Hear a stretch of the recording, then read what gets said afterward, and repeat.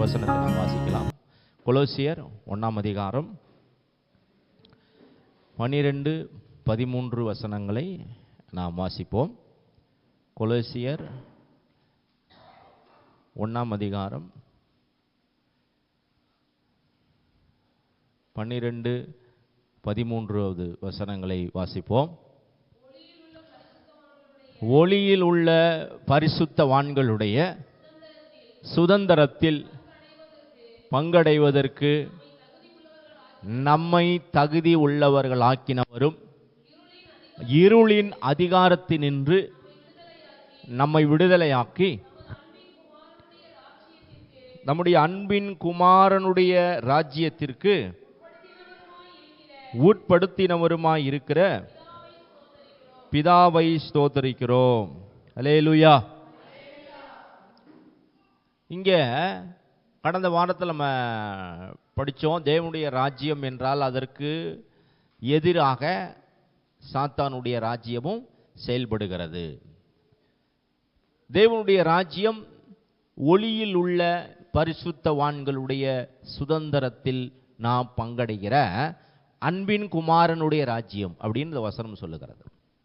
இருளின் அதிகாரத்திலிருந்து நம்மை விடுதலையாக்கி, அப்போ சாத்தானுடைய ராஜ்யத்திலிருந்து நம்ம என்ன செஞ்சிருக்கிறாரா? விடுதலையாக்கி அன்பின் குமாரனுடைய ராஜ்யத்திற்கு உட்படுத்தினவருமாய் இருக்கிற பிதாவை ஸ்தோத்தரிக்கிறோம். அல்லேலூயா. நான் ஏற்கனவே சொன்னேன் இல்லைங்களா, அந்த இருளின் அதிகாரம், இருளின் வல்லமை அப்படின்னு சொன்னால் என்ன அர்த்தம்? அறியாமை.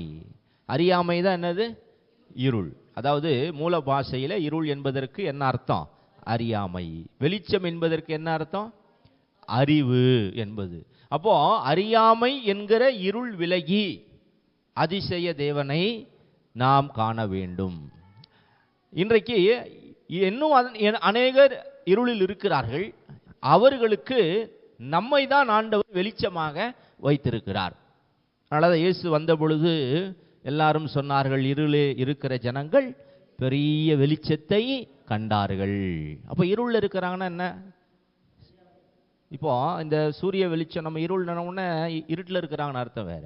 இருட்டில் இருக்கிறாங்கன்னு அர்த்தம் அல்ல. இருள் என்பது என்ன? அறியாமையில் இருக்கிறார்கள். இப்போ நீங்கள் இந்த ரெண்டு விதமான ராஜ்யம் ஒன்றுக்கு ஒன்று விரோதமாக செயல்பட்டு கொண்டிருக்கிறது. மனிதனை ரெண்டு விதமான வல்லமைகள் ஆதிக்கம் செலுத்தி கொண்டிருக்கிறது. ஒன்று, தேவன் மனிதனை என்ன செய்கிறார்?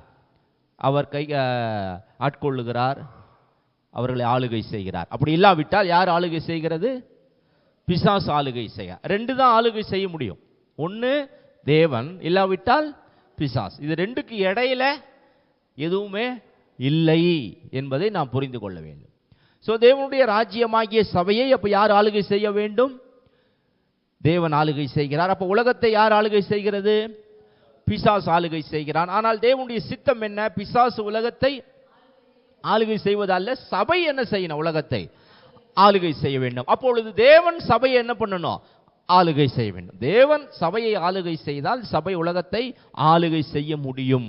தேவன் எப்படி ஆளுகை செய்கிறார்? அவருடைய வார்த்தையின்படி. அவருடைய வார்த்தைக்கு நாம் கீழ்ப்படிந்து நடக்கும் பொழுது நம்ம யார் ஆளுகை செய்கிறது?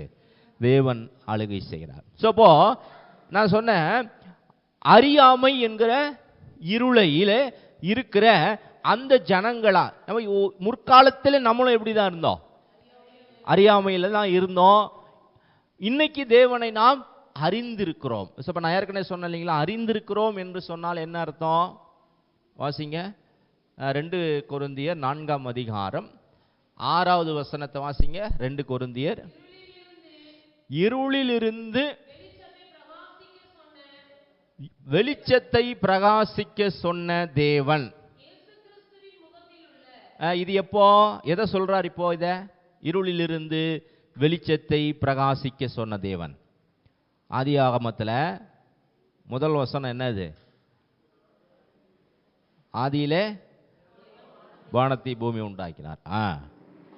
பூமியானது வெறுமையுமே, ஆழத்தில் இருள் இருந்தது. இப்ப தேவன் சொல்றாரு, வெளிச்சம் உண்டாக கடவது என்று சொன்னாரா? அப்ப வெளிச்சம் உண்டாயிற்று. அதை தான் இங்க பவுல் எழுதுறாரு. எப்படி வெளிச்சம் உண்டாக கடவுது என்று சொன்னாரோ,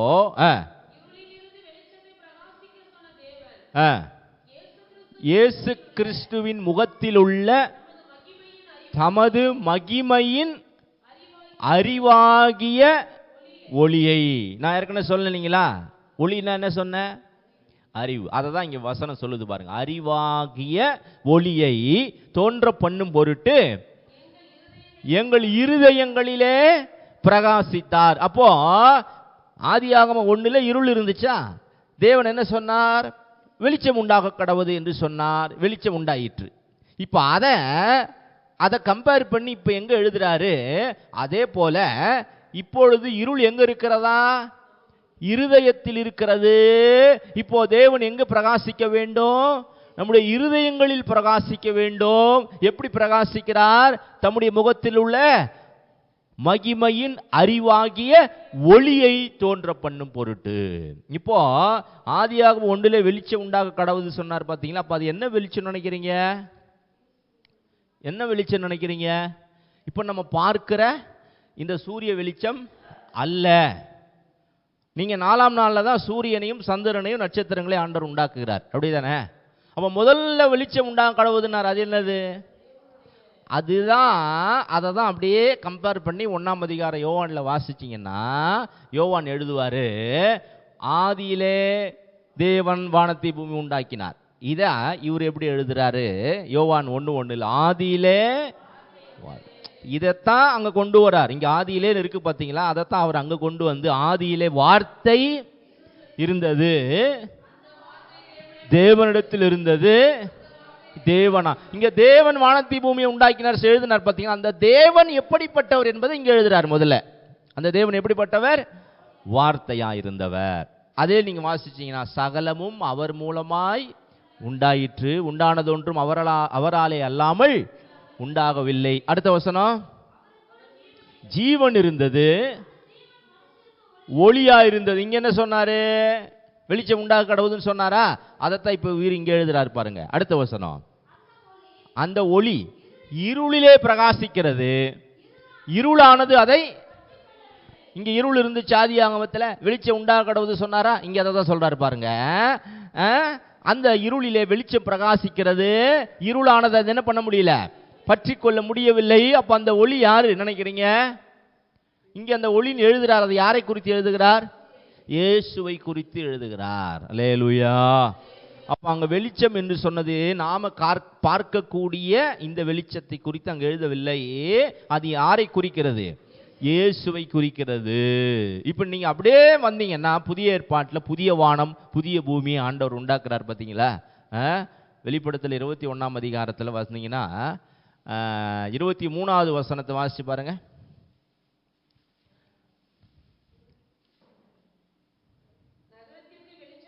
நகரத்திற்கு வெளிச்சம் கொடுக்க சூரியனும் சந்திரனும் அதற்கு வேண்டுவதில்லை,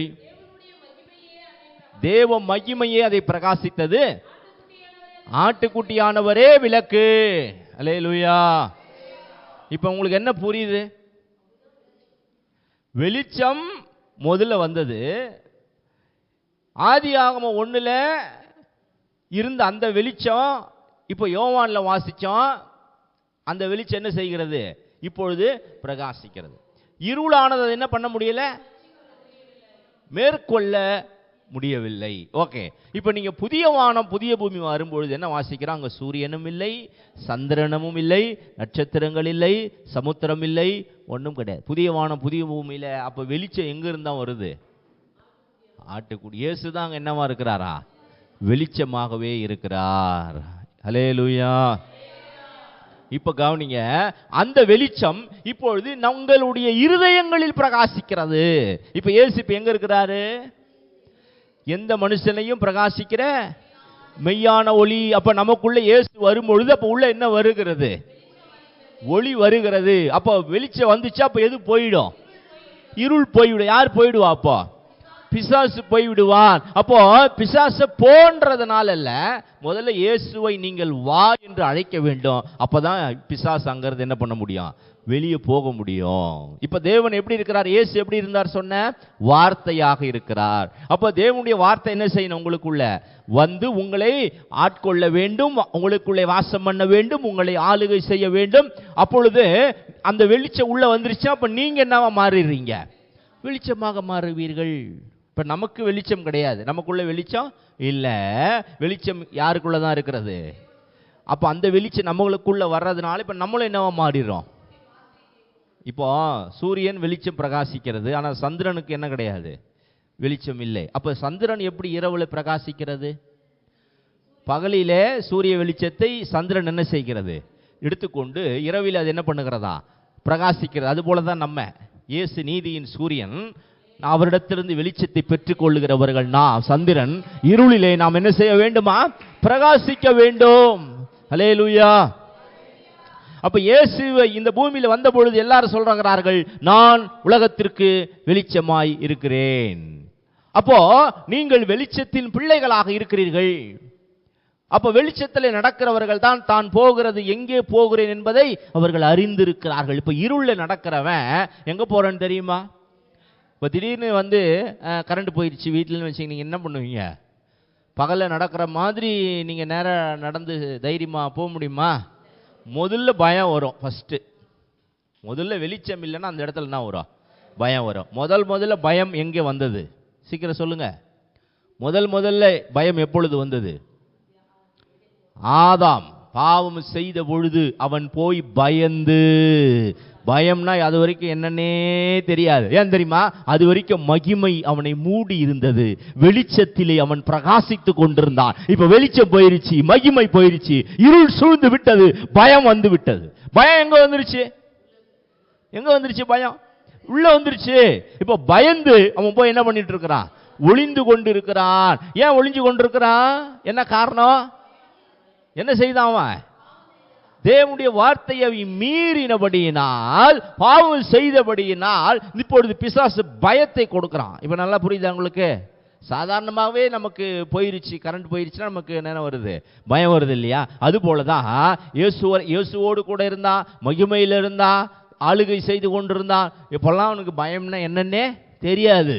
ஆனா பாருங்க, எப்பொழுது தேவனுடைய வார்த்தையை மீறினானோ மகிமை இழந்தான், தேவனோடு உள்ள ஐக்கியத்தை, உறவை இழந்தான். இப்பொழுது அவனுக்குள்ள பயம் வந்துருச்சு. அவன் போய் என்ன பண்ணிட்டான்? ஓடி ஒளிந்து கொண்டான் அப்படின்னு பார்க்கிறோம். அது போலதான் இன்னைக்கு இருளிலே இருக்கிற ஜனங்கள் எல்லாம் எப்படி இருக்கிறாங்க? பயந்து கொண்டே இருக்கிறார்கள். பயம் ஏன் வருதுன்னா, எதனால வருது பயம்? இப்போ நீங்க போகும்பொழுது, வெளிச்சத்தில் போகும்பொழுது எப்படி போறீங்க? தைரியமா போறீங்க. தைரியமா போன்னு சொல்ல வேண்டியதில்லை, அப்படி தானே? ஏன்னா வெளிச்சத்தில் போகும்பொழுது. ஆனால் இருட்டில் போகும்போது எப்படி போவோம்? கொஞ்சம் பயம் இருக்கும். அதுபோல தான் இன்னைக்கு எல்லா ஜனங்களும் எப்படி இருக்கிறாங்களா? பயத்திலே இருக்கிறார்கள். என்ன பயம் உங்களுக்கு? நாளைக்கு என்ன நடக்குன்னு தெரியாது, நாம செத்தா எங்க போகும்னு தெரியாது. அதனால அவங்களுக்கு எப்படி இருக்கிறாங்க? வேதம் சொல்லுகிறது எதனால் அந்த மரண பயம் வருகிறது? எபிரேயர் 2ஆம் அதிகாரம், எபிரேயர் 2ஆம் அதிகாரம் 14வது வசனத்தை வாசிங்க.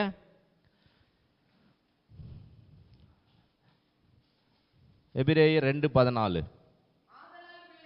பிள்ளைகளே,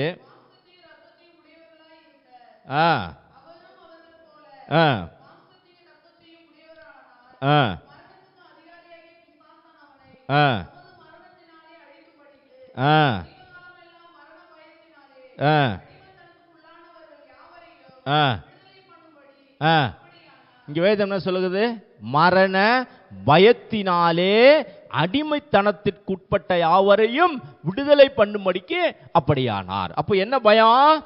மரண பயம். அப்படி இன்னைக்கு எல்லாரும் அப்படிப்பட்ட அந்த பயத்துல தான் இருக்கிறார்கள். ஆனால் சபைக்கு அந்த பயம் அவசியம் இல்லை. அல்லேலூயா. ஏன் சொல்லுங்க? ஆண்டவர் சொன்னாரு, நான் மரணத்தை ஜெயித்தேன், என்னை விசுவாசிக்கிறவன் எவனோ அவன் கெட்டு போகாமல் நித்திய ஜீவனை பெற்றுக் கொள்ளுகிறான். என்னை விசுவாசிக்கிறவன் மரணத்தை விட்டு நீங்கி ஜீவனுக்குட்பட்டிருக்கிறான். குமாரனை உடையவனே ஜீவனை உடையவனாய் இருக்கிறான்.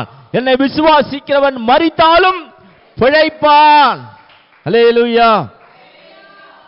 அந்த ஒரு நம்பிக்கை, அந்த ஒரு விசுவாசம் யாருக்கு இருக்க வேண்டும்? சபைக்கு முதல்ல இருக்க வேண்டும். ஆகவே அதனாலதான் ஆண்டவர் சபைக்கு என்ன வாக்குத்தத்தம் கொடுத்தாரு? பாதாளத்தினுடைய வாசல்கள் சபையை மேற்கொள்ளு. பாதாளத்தின் வல்லமைகள், மரணம், பிசாசு என்ன பண்ண முடியாது? சபையை மேற்கொள்ள முடியாது. அப்படிப்பட்ட ஒரு மிகப்பெரிய ஒரு அதிகாரத்தை ஆண்டவர் யார் கொடுத்து வச்சிருக்கிறாரா? சபைக்கு கொடுத்து வைத்திருக்கிறார். அல்லேலூயா. சரி, இப்போ இன்னொரு வசனத்தை வாசிங்க. அப்போஸ்தலர் 26 வசனத்துல வாசிச்சு பாருங்கள். தேவன் பவுலை அழைக்கிறார். பவுலை எதற்காக அழைக்கிறார்? அதுல பவுல் சொல்றார், வாசிங்க. அப்போஸ்தலர் 26:18.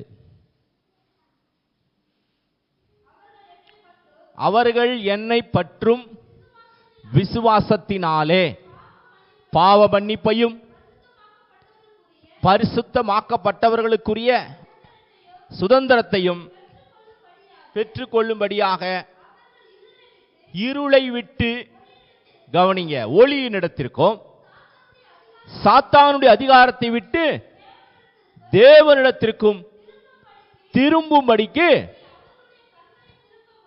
அவர்களுடைய கண்களை திறக்கும்படிக்கு இப்பொழுது உன்னை அவரிடத்தில் அனுப்புகிறேன். அல்லேலூயா. எங்க இருந்து எங்க வரணுமா? இருளில் இடத்திலிருந்து ஒளியினிடத்திற்கும் சாத்தானுடைய அதிகாரத்திலிருந்து தேவனிடத்திற்கும். அதற்குத்தான் பவுலை அனுப்புகிறார். அதற்குத்தான் சபையை இப்பொழுது தேவன் அனுப்பி இருக்கிறார். சபையினுடைய வேலை என்ன? சபையின் வேலை என்ன? இருளில் இருக்கிறவர்கள் என்ன செய்யணும்? வெளிச்சத்திற்கு கொண்டு வர வேண்டும். சாத்தானுடைய அதிகாரத்தில் இருக்கிறவர்களை தேவனிடத்திற்கு கொண்டு வர வேண்டும். அதற்குத்தான் ஊழியம், அதற்குத்தான் இயேசு வந்தார், அதைத்தான் இயேசு செய்தார், அதைத்தான் சீஷர்கள் செய்தார்கள், அதைத்தான் இங்க பவுல் சொல்றார். அதை செய்யறதுக்கு தான் என்ன அனுப்பி இருக்கிறார். அந்த வேலை இப்ப யார் செய்து கொண்டிருக்கிறது? சபை செய்து கொண்டிருக்கிறதா என்பதை நீங்கள் கேட்க வேண்டும். யோசித்து பாருங்க. இங்க வந்து நம்ம கிட்டத்தட்ட 10 மாசம் கிட்ட ஆகி போயிடுச்சு இல்லையா? ஆக போகுது. பிப்ரவரி வந்தோமா? பிப்ரவரி வந்து எத்தனை மாதம் ஆயிருக்கு? பிப்ரவரி, மார்ச், ஏப்ரல், மே, ஜூன், ஜூலை, ஆகஸ்ட் முடிஞ்சு செப்டம்பரும் முடிஞ்சிருச்சா? எத்தனை மாதம்? 8 முடிஞ்சு இப்போ எதுக்கு போக போகிறோம்? 9-10 மாதம். ஆனால் எத்தனை பேர் இங்கே வந்திருக்கிறாங்க? யோசித்து பாருங்க. எத்தனை பேர் நம்ம சுவிசேஷம் சொல்லியிருக்கிறோம்? எத்தனை பேர் நம்ம ஆதாயப்படுத்தி இருக்கிறோம்? எவ்வளோ பேருக்கு கொஞ்சம் யோசித்து பாருங்க. அப்போ தேவனை நம்ம ஆண்டவருடைய பிள்ளைகளாக இருக்கிறோமா? தேவனுடைய வேலையை நம்ம செய்கிறோமா? ஆண்டவர் நமக்கு நிச்சயம் கேட்பாரு. அப்போ ஆண்டவர்கிட்ட நம்ம பதில் சொல்லணுமே. சீக்கிரம் ஆண்டவர் வரப்போகிறாரு. ஏன் ஆண்டவர் கிருபையின் காலத்தை நமக்கு இன்னும் கொடுத்துட்டு இருக்கிறாரு? அவர் வரணும்னா எப்போ வரலாமே? ஏன் இன்னும் ஆண்டவர் நமக்கு இன்னும் ஆண்டவர் டைம் கொடுத்துட்டே இருக்கிறார்? எதற்காக? நாம் நமக்காக வாழ்வதற்கு அல்ல, நம்மளுடைய விருப்பங்கள் நிறைவேற்றுவதற்கு அல்ல, தேவனுடைய விருப்பத்தை நிறைவேற்றுவதற்கு. பவுலை கூப்பிட்டாரு. என்ன சொல்லி கூப்பிட்டாரு? நீ வா, நான் உங்களை அனுப்புறேன். எங்க அனுப்புறேன்? ஜனங்களிடத்திற்கு போய் இருள் இருக்கிறவங்க என்ன செய்யணும்? வெளிச்சத்திற்கு கொண்டு வர வேண்டும். வெளிச்சம் சந்தித்ததா பவுலை? ஒரு ஒளி பவுலை சந்தித்ததா? இப்ப பவுல் ஆண்டவர் அனுப்புறார். நீ போய் இன்னும் அநேகரை ஒளியினிடத்திற்கு கொண்டு வா. அப்படியானால் நீங்கள், உங்களை இயேசு உங்களுக்குள்ள இருக்கிறார்னா வெளிச்சம் உங்களுக்குள்ள இருக்கிறது. நீங்கள் தேவனுடைய பிள்ளைகள், நீங்கள் தேவனுடைய ராஜ்யம், உங்களுடைய வேலை, அவருடைய வேலை விருப்பத்தை நிறைவேற்றுவது. அப்ப இன்னும் அநேகர் இருள் இருக்கிறார்கள், மரண பயத்தில் இருக்கிறார்கள், உலக கவலையில் இருக்கிறார்கள், அவன் இங்கே போ என்பதை அறியாமல் இருக்கிறார்கள். ஆகவே தான் அறியாமல் இருக்கிற ஜனங்கள் எல்லாரும் இயேசுவை அறிந்து கொள்ள வேண்டுமானால் சபை என்ன செய்ய வேண்டும்? அவர் சித்தத்தை செய்வதற்கு தன்னை முழுவதுமாக ஒப்பு கொடுக்க வேண்டும். அல்லேலூயா. இப்போ சபை என்ன செய்யணும்? இந்த இருளிலே பிரகாசிக்க வேண்டும். அப்ப தேவனை என்ன பண்ணணும்? இன்னும் நாளுக்கு நாள் நாம அறிந்து கொண்டிருக்கிறோம் ஒரு பக்கம். ஆனா அதே சமயம் மற்றவர்களுக்கு அதை என்ன பண்ணணுமா? அறிவிக்க வேண்டும். அது நம்மேல் விழுந்த கடமையாக இருக்கிறது. இயேசு வரும்பொழுது அவருக்கு நாம் வந்து என்ன செய்தோம் அப்படின்னு கேட்டா நம்ம எதுவுமே சொல்லவே முடியாது இல்லையா? ஆனா அவர் நமக்கு எல்லாமே செய்து கொண்டிருக்கிறார். இன்னமும் நம்ம கேட்டுட்டு தான் இருக்கிறோம் இல்லையா? நமக்கு எவ்வளவு செய்தாலும், இப்போ உதாரணத்துக்கு ஒருத்தர் திடீர்னு ஏதோ ஒரு ஆபத்து, மறிக்க வேண்டிய ஒரு சூழ்நிலை, ஓடி போய் ஒருத்தரை காப்பாத்திட்டாரு. ஆனா இவரு அடிபட்டு இறந்துட்டாரு. அவரை காப்பாத்திட்டாரு, ஆனா இவர் அடிபட்டு இறந்துட்டாரு. ஒரு உயிர் போகிற அந்த நேரத்தில் ஒரு கையை பிடிச்சிட்டு என்ன கேட்பார்னு நினைக்கிறீங்க? என்ன சொல்லுவார்னு நினைக்கிறீங்க? ஐயோ, நான் தான் என்ன செய்யறேங்கணும், மறித்து போயிருக்கணும். ஆனால் நீங்கள் என்ன காப்பாற்ற நீங்கள் என்ன பண்ணிட்டீங்க? இப்போ என்ன அவரு கேட்பார்னு நினைக்கிறீங்க? நான் உங்களுக்கு என்ன செய்ய, அதுதானே. இனிமே உங்கள் விருப்பம் என்ன, அதை இனிமே நான் செய்கிறேன். உங்கள் பிள்ளைகள் இருந்தால் அவங்கள நான் பார்த்துக்கிறேன், உங்கள் ஃபேமிலி இருந்தால் அந்த நான் பார்த்துக்கிறேன், அப்படி தானே சொல்லுவார். எஸ், அப்படி தானே உயிரை கொடுத்து உங்களை காப்பாற்றிருக்கிறாரு. ஆண்டவரே, உங்கள் ஆசை என்ன, உங்கள் விருப்பம் என்ன, அதை நான் செய்கிறேன். ஆனால் இப்போவும் நம்ம ஆண்டவர்கிட்ட என் விருப்பத்தை நிறைவேற்றுங்க ஆண்டவர். உயிர் போகிறவங்ககிட்ட போய் என் ஆசை ஒன்று இருக்குது, அதை நிறைவேற்றுறீங்களா அப்படின்னா என்ன நினைப்பான் அவன்? இல்லையா? டேய், நான் சாக போகிறேன், உன்னை காப்பாற்றிட்டு நீ தான் இனிமே என்னுடைய வேலையை விருப்பத்தை நிறைவேற்றுவேன். அதுபோல தான் இன்னைக்கு சபை. நீங்கள் கொஞ்சம் யோசித்து பாருங்கள். இன்னமும் ஆண்டவர்கிட்ட நம்ம அநேக காரியங்கள் கேட்குறோம், ஆண்டவர் நமக்கு செய்தார். ஆனால் இன்னுமே நாமளும் என்ன செய்ய பண்ணிட்டு இருக்கிறோம்? அவருடைய வேலையை இன்னும் செய்யவில்லை. அதற்காகத்தான் தேவன் உங்களை அழைத்திருக்கிறார். தேவனுடைய ராஜ்யம் இந்த பூமியில் இருக்கிறது. தேவனுடைய ராஜ்யத்தின் வேலையே தேவனுடைய விருப்பத்தையும் அவர் சித்தத்தையும் நிறைவேற்றுவது தான். அதுக்கு தான் தேவன் நம்ம என்ன செஞ்சிருக்கிறாரு? அழைத்திருக்கிறார். சரி, ஒளியிலே இருக்கிறவர்கள் என்ன செய்ய வேண்டும்? வாசிங்க 1 யோவான் 1ஆம் அதிகாரம் 5வது வசனம். தேவனுடைய ராஜ்யம், தேவனுடைய ராஜ்யத்தில் இயேசு கிறிஸ்து ஒளி, நாம் அவருடைய ஒளியின் பிள்ளைகள். இன்றைக்கு அந்த ஒளி உங்களோடு இருந்தால் நீங்கள் எப்படி இருக்க வேண்டும்? வாசிங்க 1 யோவான் 1ஆம் அதிகாரம் 5வது வசனம். தேவன் ஒளியாயிருக்கிறார், அவரில் எவ்வளவேனும் இருள் இல்லை. இதை நாங்கள் அவரிடத்தில் கேட்டு உங்களுக்கு அறிவிக்கிற விசேஷமாக இருக்கிறது. நாம் அவரோடு ஐக்கியப்பட்டவர்கள் என்று சொல்லியும் இருளிலே நடக்கிறவர்களாய் இருந்தால் சத்தியத்தின்படி நடவாமல் பொய் சொல்லுகிறவர்களாய் இருப்போமே. அவர் ஒளியில் இருக்கிறது போல நாமும் ஒளியில் நடந்தால் ஒருவரோடு ஒருவர் ஐக்கியப்பட்டிருப்போம்.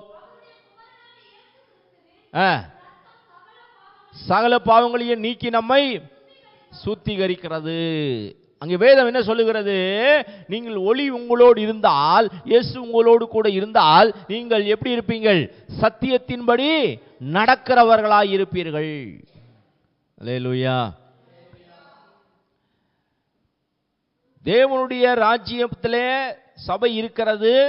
சபைக்குள்ள தேவனுடைய மகிமையாக, வெளிச்சமாக இயேசு இருக்கிறார். நீங்கள் தேவனோடு கூட ஐக்கியமாய் இருக்கிறீர்கள் என்று சொன்னால், நான் ஒளியோடு ஐக்கியமாய் இருக்கிறேன் என்று சொன்னால், அப்ப சத்தியத்தின்படி என்ன பண்ண வேண்டுமா? நாம் நடக்க வேண்டும். சத்தியத்தின்படி நடக்காவிட்டால் நான் என்ன சொல்லுகிறேன்? பொய் சொல்லுகிறேன் என்று அர்த்தம். அப்போ சத்தியத்தின்படி நடக்கிறவர்கள் எப்படி இருக்க வேண்டும்? அடுத்தது, ஒருவர் ஐக்கியம் உள்ளவர்களா இருக்க வேண்டும். தேவனோடு ஐக்கியமா இருக்கிறவன் தேவனுடைய பிள்ளைகள் யாவரோடும் எப்படித்தான் இருப்பார்? நான் சொல்றது புரியுதா உங்களுக்கு? நானும் தேவனும் எப்படி இருக்கிறோம்? ஐக்கியமா இருக்கிறோம். அப்படி சொன்னா அப்ப தேவனுடைய பிள்ளைகள் எல்லாரும் எப்படிதான் இருக்கணும்? ஒன்றாதானே இருக்கணும். இயேசு கடைசியா மரிக்க போறார். யோவான் 17ஆம் அதிகாரத்தில் அவர் கடைசியா ஒரு ஜெபம் பண்றாரு. என்ன ஜெபம் பண்றாரு தெரியுமா? பிதாவே, இப்பொழுது நான் உம்மிடத்தில் வருகிறேன். நீர் எனக்கு தந்தவர்கள் நம்மை போல ஒன்றாயிருக்கும்படிக்கு வேண்டிக் கொள்ளுகிறேன். அல்லேலூயா. ஏன்னா பிசாசனுடைய வேலையை எவனை ஏமாற்றலாம், வஞ்சிக்கலாம், இவனை அழிக்கலாம் என்று அவன் என்ன பண்றான்? அவன் வகை தேடி திரிகிறான். அதற்கு இவர்களிடம் கொடுக்க கூடாது. ஆகவே இவர்கள் எல்லாரும் எப்படி இருக்கணும்? ஒன்றா இருக்கிறோம். பிதாவே, நானும் நீங்கள் எப்படி இருக்கிறோம்? ஒன்றா. அதை போல இவர்கள் எப்படி இருக்கணுமா? ஒன்றா இருக்க வேண்டும் என்பதுதான் தேவனுடைய சித்தம். நான் சொன்னேன் இல்லையா போன வாரத்தில், பிசாசு கூட எப்படிதான் இருக்கிறான்? எல்லாரும் ஒன்னாதான் இருக்கிறாங்க. பிசாசுக்குள்ள என்ன இல்லை? பிரிவினை கிடையாது. பல பேர் இருக்கிறாங்க. பிசாசு ஒருத்தன் இல்லை, அவனோடு கூட 1/3 தூதர்கள் என்ன பண்ணப்பட்டார்கள்? தள்ளப்பட்டார்கள். அவர்கள் தான் பிரபஞ்சத்தின் லோகாதிபதிகள். முழு உலகத்தையும் ஆளுகை செய்வது தான் அவங்களுடைய பிளானே. அப்போ ஒவ்வொரு மனிதனையும் எப்படியாவது என்ன செய்யறான்? பிசாசு ஏமாற்றி அவர்களை வஞ்சித்து தனக்கு அடிமையாக வைத்துக் கொள்கிறார். பிசாசு ஒருத்தர் இல்லை, ஒருத்தர் இந்த எல்லா வேலையும் செய்ய முடியாது. அவனோடு கூட தள்ளப்பட்ட தூதர்கள், பொல்லாத ஆவிகளின் சேனைகள், வானமண்டலத்தில் உள்ள பொல்லாத ஆவி, இதெல்லாம் சேர்ந்து தான் என்ன பண்ணிட்டு இருக்குது? ஒன்னா கிரியை செய்து கொண்டிருக்கிறதான அவர்களுக்குள்ள கூட என்ன கிடையாதா? பிரிவினை இல்லை. அப்ப தேவனுடைய ராஜ்யமாகிய சபை எப்படி இருக்கணும்? முதல்ல ஒன்றாக இருக்க வேண்டும். எதுல உண்மையா இருக்கணும்? சத்தியத்தை அறிவதிலே உண்மை உள்ளவர்களாக இருக்க வேண்டும். அப்படி செய்யும் பொழுதுதான் நாம் தேவனுடைய ராஜ்யத்தின் பிள்ளைகள், வெளிச்சத்தின் பிள்ளைகளாக நாம் இந்த உலகத்திலே பிரகாசிக்க முடியும். அல்லேலூயா. அப்ப இருள் இருக்கிறது, பிசாசுனுடைய ராஜ்யம். அப்ப தேவனுடைய ராஜ்யம் எப்படி இருக்கிறது? வெளிச்சமாயிருக்கிறது.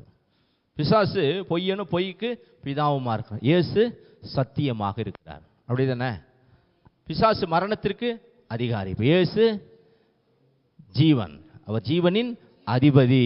அல்லேலூயா. உங்களுக்கு ஒரு ஸ்லோகம் உங்களுக்கு தெரியும் நினைக்கிறேன். அசத்தோமா சத்தமய, தமசோமா ஜோதிர்கமய, மிருத்யோமா அமிர்தம் கமய. நீங்க கேள்விப்பட்டிருப்பீங்களா ஸ்லோகம்? அப்படின்னா என்ன அர்த்தம்? இருளிலிருந்து வெளிச்சத்திற்கு எங்களை நடத்தும், பொய்யிலிருந்து சத்தியத்திற்கு நேராக எங்களை நடத்தும், மரணத்திலிருந்து நித்திய ஜீவனுக்கு நேராக எங்களை வழி நடத்துவீராக. அப்ப இது யாரை குறிக்கிறது? இருள் யாரை குறிக்கிறது? இருளிலிருந்து வெளிச்சத்துக்கு வரணும். அப்ப வெளிச்சம் யாரை குறிக்கிறது? இயேசு. நான் சொல்ல புரியுதா உங்களுக்கு? பொய் யாரு? பிசாசு. பொய்க்கு பிதா பிசாசு. அப்ப எங்க வரணும் ஜனங்க? சத்தியத்திற்கு. சத்தியம் யாரு? இயேசு. மரணத்துக்கு அதிகாரி யாரு? மரணத்திலிருந்து ஜனங்க எங்க வரணும்? ஜீவனை பெற்றுக் கொள்ள வேண்டும். இயேசுதான் வழியும் சத்தியமும் ஜீவனுமா இருக்கிறார். ஹல்லேலூயா. இன்னைக்கு நாம அறிந்து கொண்டோம், நாம ஜீவனை பெற்றுக் கொண்டோம். ஆனால் எல்லாரும் என்ன செய்ய வேண்டும்? அதை பெற்றுக்கொள்ள வேண்டும். ஏனென்றால் ஒருவரும் கெட்டு போவது தேவனுடைய சித்தமல்ல. எல்லாருக்காகவும் இயேசு என்ன பண்ணியிருக்கிறாரா? விலைக்கிரயத்தை செலுத்தி இருக்கிறார். இப்ப அந்த வேலையை நாம் செய்ய வேண்டும். அதையும் சீக்கிரமா செய்ய வேண்டும், அதையும் தீவிரமா செய்ய வேண்டும். ஏனென்றால் மிக மிக சமீபமாக இருக்கிறது. இந்த கிருபையின் காலம் முடிய போகிறது.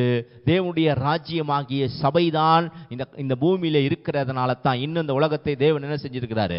அழிக்காமல் காப்பாற்றி கொண்டு வருகிறார். இந்த சபை சீக்கிரமாக எடுத்துக்கொள்ளப்படும். அதன் பிறகு இந்த உலகத்தில் அழிவு உண்டாகும், உபத்திரவ காலம் உண்டாகும். இந்த கிருபையின் காலத்துக்குள்ளேயே நாம் என்ன செய்ய வேண்டும்? அவருடைய வேலையை நாம் செய்வதற்கு நீங்கள் சமயம் எப்பவுமே அதற்காக ஆயத்தமாக இருக்க வேண்டும். ஏனென்றா நமக்கு எப்போ நீங்க சாக்கு போக்கு நம்ம சொல்ல ஆரம்பிக்கிறோமோ அப்பவே நீங்கள் புரிந்து கொள்ள வேண்டும், நீங்கள் தூரமா போயிட்டு இருக்கிறீங்க, பின்னாடி போயிட்டு இருக்கிறீங்க அப்படின்னு அர்த்தம். நமக்கு பலவிதமான வேலைகள் வரலாம், பல திடீரென்று பல சூழ்நிலைகள் நமக்கு வரலாம். பட் ஆனால் அதற்கெல்லாம் என்ன பண்ணக்கூடாது? இடம் கொடுக்கவே பவுலுடைய அப்போஸ்தலர் நடபடிகளை தொடர்ந்து வாசிச்சுட்டு பாருங்க. எப்போதெல்லாம் உங்களுக்கு நீங்கள் சோர்வா இல்லை ரொம்ப ஃபீல் பண்ணுறீங்களா, ரொம்ப கஷ்டமாக இருக்குது, ரொம்ப எனக்கு நெருக்கமாக இருக்குது அப்படின்ற நேரத்தில் எனக்கு மட்டும் ஏன் இவ்வளோ கஷ்டம் அப்படின்ற நினைக்கிறப்பாங்க. அப்போல்லாம் அப்போஸ்தலர் நடபடிகளை ஃபுல்லாக வாசிச்சிருங்க. போதும், வாசிச்சு பாருங்க, அவ்வளோதான். உங்கள் கஷ்டமெல்லாம் அந்த நிமிஷமே நீங்கள் மறந்து விடுவீர்கள். பவுல் சொல்லுகிறாரு, நான் 3 முறை மரணத்துக்கு போயிட்டு வந்துட்டேன். அல்லேலூயா. ஆண்டவருக்காக அவர்கள் எல்லாம் செய்த அந்த தியாகங்களின் நிமித்தம்தான் சுவிசேஷம் வளர்ந்தது, அது இன்றைக்கு பெருகியது. அதன் மூலமாக நாம் என்ன பண்ணியிருக்கிறோம்? இன்னைக்கு ரட்சிக்கப்பட்டிருக்கிறோம். இப்போ ரட்சிப்பு நம்மளோட நின்று போச்சு. அப்படிதானே? ரட்சிப்பு 2000 வருஷத்துக்கு முன்னாடி இயேசு மூலமாக தொடங்கப்பட்ட அந்த ரட்சிப்பு அப்படியே எல்லாருக்கும் நமக்கு வந்துச்சா? நம்மகிட்ட நின்றுச்சு. பாருங்க, 2000 வருஷமா வளர்ந்து வளர்ந்து பெருகிட்டே கடைசியில் எங்க நின்றுச்சு? என்கிட்ட நின்றுச்சு. இப்போ என்கிட்ட இருந்து எங்க போகணும்? இன்னொருத்தர்கிட்ட அது போகணும். நல்லா கவனியா. நீங்க எப்போ இன்னொருவரை ரட்சிப்புக்குள்ள கொண்டு வரீங்களோ அப்பதான் நீங்க ரட்சிக்கப்பட்டீங்கன்னு அர்த்தம். பக்கத்தில் கைப்பிடி சொல்லுங்க, எப்போ நீங்கள் இன்னொருவரை ரட்சிப்புக்குள்ள கொண்டு வருகிறீர்களோ அப்பொழுதுதான் நீங்கள் ரட்சிக்கப்பட்டீர்கள். அப்பதான் சீட்டு கன்ஃபார்ம் ஆயிருக்கு உங்களுக்கு. அல்லேலூயா. அப்ப இன்ன வரைக்கும் வெயிட்டிங் லிஸ்ட்ல தான் போயிட்டு இருக்குது. சீக்கிரமா என்ன பண்ணுங்க, உங்க சீட்டை கன்ஃபார்ம் பண்ணுங்க. சீட்டு ரொம்ப கம்மியா தான் இருக்கு. அல்லேலூயா. சீட்டு வேணும்னா முன்கூட்டியே என்ன பண்ணிடணும்? ஆமா ஆமா. இப்ப நீங்க பிளைட்ல போகணும்னா 3 மாசத்துக்கு முன்னாடியே என்ன பண்ணிடணும்? புக் பண்ணாத சீட்டு கடைசி நேரத்தில் என்ன கிடைக்காது, சீட்டு கிடைக்காது. இப்போ பொங்கலுக்கு தீபாவளிக்கெலாம் ஸ்பெஷல் ட்ரெயின்லாம் விடுவாங்க. இப்போவே என்ன பண்ணுவாங்க, புக் பண்ணிக்கணும். நீங்கள் தெரியுமா, அதை புக் பண்ணுற அந்த ஓப்பன் பண்ணுற 1 ஹவரில் என்ன ஆகிடுது, ஃபுல்லாகிடுது. பொங்கலுக்கு வர்றதுக்கு இன்னும் 3 மாதத்துக்கு மேலே இருக்கு இல்லையா? இப்போவே என்ன பண்ணிடுறான், அதை இப்போவே ஃபுல்லு, அவ்வளோதான். அதனால் இப்போ நீங்கள் புரிஞ்சு போனுங்கன்னா பரலோகத்தில் அது மாதிரி தான் சீட்டு ரொம்ப கம்மியாக இருக்குது. ஏன்னா ஆண்டவர் எத்தனை பேர் ரட்சிக்கப்படணும்னு விருப்பப்படுறாங்க அவ்வளோ அத்தனை பேர் என்ன பண்ணுறாங்க, ரட்சிக்கப்பட்டாயிற்று. இன்னும் கொஞ்சம்தான் இருக்கிறது. அதுக்குள்ளே உங்கள் சீட்டை நீங்கள் என்ன பண்ணுங்க, இன்னொருத்தன் முந்திட்டாங்கன்னா சீட்டு உங்களுக்கு கிடைக்காது, இன்னொருத்தனுக்கு கன்ஃபார்ம் பண்ணிவிடுவான். அதனால் இந்த நேரத்தை இன்னும் என்ன பண்ணுங்க, அதிகமாக நீங்கள் பயன்படுத்துங்கள், தேவனுக்காக பயன்படுத்துங்கள். தேவனுக்கு என்ன செய்ய முடியும்? ஒவ்வொரு நாளும் ஆண்டவரே எனக்கு இதை செய்யுங்கன்றதை விட்டுருங்க. ஆண்டவர் சொல்லிட்டார், நீ தேவனுடைய ராஜ்யத்தை தேடி எல்லாத்தையுமே நான் உனக்கு தருவேன். அல்லேலூயா. நான் என்ன செய்யணும் ஆண்டவரே, இந்த நாள் 24 மணி நேரம் நீங்க எனக்கு கொடுத்துருக்கிறீங்க. இந்த 24 மணி நேரத்தில் அப்போ தசமபாகம் எவ்வளோ?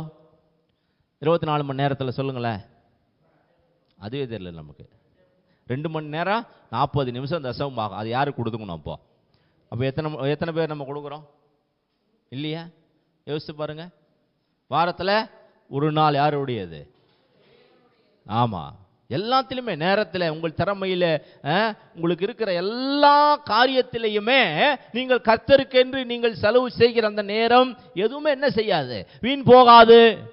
தங்கள் வாழ்க்கையை தங்கள் ஜீவனையே இயேசுவுக்காக கொடுத்தார்கள். எந்த நம்பிக்கையில் கொடுத்தார்கள்? அவங்களுக்கு தெரியும், நான் மரித்தாலும் திரும்பவும் பிழைப்பேன். அல்லேலூயா. என்னுடைய பொருளை இழந்தா பொருளை திருப்பி கொடுத்துருவார். நீ பணத்தை இழந்தா அதை 100 மடங்கு திரும்பி கொடுத்துருவாரா? நீ நேரத்தை கொடுத்தா அதையும் திருப்பி கொடுத்துருவாரா? யோசிச்சு பாருங்க. நீ உன் உயிரையே கொடுத்தாலும் அதையும் திருப்பி நான் கொடுத்து விடுவேன். அல்லேலூயா. நீ இடத்தை கொடுத்தா இடம், நிலத்தை கொடுத்தா நிலம், பணத்தை கொடுத்தா பணம், நேரத்தை கொடுத்தா நேரம், உயிரே கொடுத்தா உயிரே திருப்பி நான் கொடுத்து விடுவேன். நித்திய ஜீவனை கொடுத்து விடுவேன். அல்லேலூயா. எதை நீங்கள் இழக்கிறீர்களோ அதை 100 ஆண்டவர் உங்களுக்கு திருப்பி கொடுக்கிறார். அதனால் ஆண்டவருக்காக நீங்கள் எதையுமே இழந்தேன்னு போய் சொல்லவே முடியாது. பரலோகத்தில் போய் நீங்கள் சொல்லுவீங்களா, நான் எவ்வளோ கஷ்டப்பட்டது தெரியுமா ஆண்டவர் உங்களுக்காக, சொல்லுவீங்களா? சொல்ல முடியாது, சொல்ல மாட்டோம். நமக்கு தெரியும் அங்கே போன பிறகு தான். அல்லேலூயா. ஸோ அதனால் ஆண்டவர் எதை நீங்கள் கொடுத்தீர்கள் ஒரு லிஸ்ட் இருக்கும், அதுக்கு பதிலாக அவர் எவ்வளோ கொடுத்தாருன்ற லிஸ்ட் இருக்கும். நீங்கள் கொடுத்தது 10ல் 1 கூட வராது. அவர் செஞ்சது பார்த்தீங்கன்னா அது எங்கேயோ போய் நிற்கும். அதனால் நீங்கள் இருக்கிற இந்த நேரத்தில் நீங்கள் ஆண்டவருக்காக என்ன செய்யுங்க, பயன்படுங்கள். ஏனென்றால் நீங்களே நினச்சி பார்ப்பீங்க, அப்போ ஃபீல் பண்ணுவீங்க, சே நமக்கு டைம் முடிஞ்சு போச்சுன்னா அதன் பிறகு நம்ம ஃபீல் பண்ணுவோம். அப்படி தானே? டைம் இருக்கிற வரைக்கும் நம்ம கிளம்பவே மாட்டோம், ரெடியாகவே ஆக மாட்டோம். மிஸ் பண்ண பிறகு தான் நம்ம என்ன பண்ணுவோமே, பஸ்ஸு வரும், அந்த ட்ரெயின் வரும் அப்படின்னா அதுக்கு முன்கூட்டி என்ன பண்ணிடணும், சீக்கிரமாக போய் நீங்கள் காத்திருக்கணும். ஆனால் நீங்கள் லேட்டாக போயிட்டு அங்கே ட்ரெயினை மிஸ் பண்ணிட்டீங்கன்னா என்ன செய்வீங்க, உட்காந்து ஃபீல் பண்ணுவீங்களா? அதனால் ட்ரெயின் திரும்பி வந்துடுமா? பின்னாடி வராது. நீ வரலன்னா நஷ்டம் உனக்கு தான், அவனுக்கு கிடையாது. அல்லேலூயா. அதுபோல தான் தேவனுடைய ராஜ்யம் மிக சமீபமாக சபை எடுத்துக்கொள்ளப்பட போகிறது. நீங்கள் போய் பரலோகத்தில் வெறுங்கையோடு நிற்க வேண்டாம். இங்கே தான் நம்ம இப்படி நிற்கிறோம் இல்லையா, எதுவுமே நான் ஆண்டவருக்கு செய்யலையே அப்படின்னு சொல்கிறோம் பாருங்க. ஆனால் கவனிங்க, அங்கே போய் நீங்கள் என்ன பண்ணக்கூடாது, ஒருத்தருமே தலையை கீழே போட்டு நிற்கக்கூடாது. வேதம் சொல்கிறது, தைரியமாக கிருபாசன தண்டையிலே சேர கடவோம். அல்லேலூயா. அவர் வரும்பொழுது அவர் இருக்கிற வண்ணமாகவே அவரை நாம் பார்க்க போகிறபடியினாலே நீங்கள் தைரியமா அவர் சமூகத்தில் போய் நிற்பதற்கு தகுதி உள்ளவர்கள் ஆகும் பொருட்டு அவர் சித்தத்தை செய்து முடியுங்கள். அல்லேலூயா. ஒரு நிமிஷத்தில் அந்த உயிர் போன பிறகுதான் எனக்கே அந்த நேரம் அந்த காட்சி மறக்க முடியல. தூரமாக இருந்து நம்ம அந்த செய்தியை கேள்விப்பட்டு போகிறது வேற, ஆனால் அந்த இருக்கிற இடத்துல அப்படியே அவர் மேலே விழுந்து உயிரை விட்டார் பார்த்தீங்களா. அப்போ தான் நான் நினச்சேன், இவ்வளவு சீக்கிரத்தில் இந்த ஆத்துமா போயிருச்சே, யாருமே நினைக்கல, எதிர்பார்க்கவே இல்லையே, இவ்வளவு சீக்கிரம் அந்த ஆத்துமா போயிருச்சே. அப்போ கொஞ்சம் யோசிச்சு பாருங்களேன், இந்த ஜீவன் எப்போ வேணாலும் நம்மளை விட்டு என்ன செய்யும், எடுத்துக்கொள்ளப்படும். ஆனால் இருக்கிற வரைக்கும் நீங்கள் யாருக்காக நீங்கள் வாழ்ந்துட்டுருக்குறீங்க? உங்களுக்காக, உங்கள் பிள்ளைகளுக்கு, குடும்பத்திற்கு நீங்கள் வாழ்கிறீங்க. ஓகே, அதனால் எந்த பலனும் உங்களுக்கு பரலோகத்தில் கிடைக்க போவது இல்லை.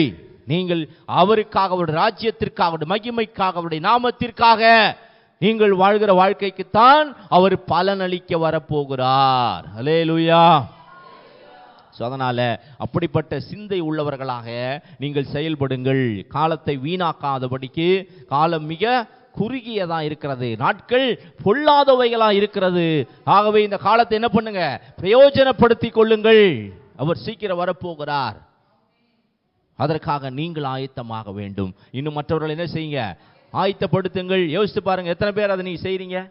இவ கேட்டுட்டு நீங்கள் இங்கே வந்து போன உடனே அடுத்த நிமிஷமே மறந்துட்டு எப்பவும் போல் உங்கள் வேலையை நீங்கள் செய்ய ஆரம்பிச்சிடுறீங்க. அப்படி தானே? எத்தனை பேர் நீங்கள் அப்படி நீங்கள் அதை யோசிக்கிறீங்க? கேட்குறத நீங்கள் உண்மையாகவே நீங்கள் கேட்குறத யோசிச்சிங்கன்னாலே நீங்கள் போய் செய்வீங்க.